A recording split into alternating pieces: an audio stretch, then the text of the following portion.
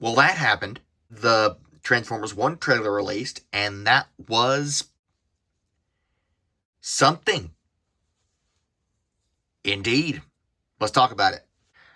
I think a lot of the problems could have been solved by Hasbro being a lot more clear to us instead of releasing one trailer like a few months before the movie releases. In particular, a lot of the press reports, they mentioned that it is going to lead into the live action films. So having this animation style compared to the what we ever all expected, which is the animation style of the Bumblebee movie scene. Maybe they had different designs, but just the typical live action movie Transformers style, where it looks more realistic as compared to the more Earthspark War for Cybertron style of the current movie, which is produced by ILM, the same company that made the first 6 live action Transformers movies. It's possible they have done Cybertron scenes, not just in Bumblebee, but in Dark of the Moon, in The Last Night. Yeah, they're capable of doing this. Obviously, they're not miracle workers, though. Hasbro gave them a little lesser budget. You can't do as much. So, we don't mind Earthspark's animation style. We don't mind. Well, some of us may. But as a whole, we don't. Transformers Prime had a very similar animation style. Again, War for Cybertron had a very similar animation style. We don't mind the animation style. We would just. I think the upset. However, I think the animosity comes from. We would just like to have been informed and told beforehand. We wouldn't have. They primed our expectations for something, and they gave us something different. Not bad, but different. What I want to talk about, though, is the style. Because, again, it's sort of very Earthsparky, which makes you think this is a kid's movie. And the jokes. It has a lot of Marvel movie sort of jokes. Like, awkward. He's right behind me, isn't he? That sort of humor is rampant throughout the trailer, which I hope it's like. I hope the trailer is every instance of that humor, and then it's serious with the rest of the movie. But there's a problem with that.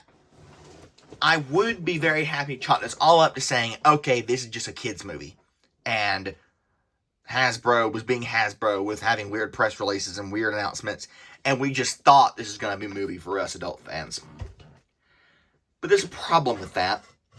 One, they're going weird tentacle into the floating invaders of Cybertron, which I assume is going to be the main antagonist, which for me, that just screams quintessons. They might not be the five-faced guys that we all know and love, but I think they're going to be they're going to be name dropped. That's going to be the antagonist. So we're getting the quintessons. We're getting Orion Pax, D16. We're getting Alpha Trion, Elita 1. Very, very lore-heavy elements that only real Transformer fans know. And Badassatron. Like, they're having cursing in this movie. This is not a movie for kids. So why the animation style and why the weird comedy humor? It seems that they don't know what they're trying to do with this movie. And that's what what confuses me the most. Is like, are they going... It's split 50-50. It looks like in some instances they were leaning very heavily towards we're going for a kids movie. But in some instances they were heading very heavily towards we're going for an adult-based movie. Either one's fine, but pick one. You can't mix and match because no one's going to be happy. Well, my fear is that they're genuinely trying to do the two things at the same time. My hope is that they're trying to make it do a bait and switch. Make it appear like one thing, be a different thing. What if they're having this very chummy, lightheartedness attitude because Orion Pax and D16 get along really well in this movie, like best friends. So what if the jokiness and the lightheartedness is supposed to amplify that, and then when D16 falls and becomes Megatron, that is all dropped, and imagine like the emotional weight of these two characters who were best friends and being lighthearted, making jokes and quipping back and forth, and then one becomes a cold-blooded tyrant, and the other has to regrettably take up arms to fight him. and then all the comedy is dropped and it becomes a 100% serious, gritty war movie. If they're going for that sort of thing, that could provide excellent mood whiplash and just show the dramatic, seeing them be really friendly and not serious with each other. The betrayal and them having to fight each other weigh so much more on us emotionally. I don't know if Hasbro has thought that far ahead. Unfortunately, I'm skeptical about it, but I would love to be proven wrong. We should all wait until the movie comes out to make judgment.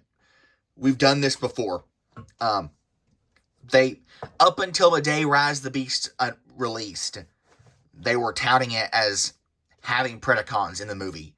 And then right after it released, like, oh, sorry, we can only have one. It was a different movie. It was still a good movie. We loved the movie. But it just wasn't the movie we were expecting it to be. So, I really think with Transformers movies, we should withhold judgment until we see the movie. And it's only a few months now, anyway. So, yeah, that's my thoughts. Yeah, have a good one.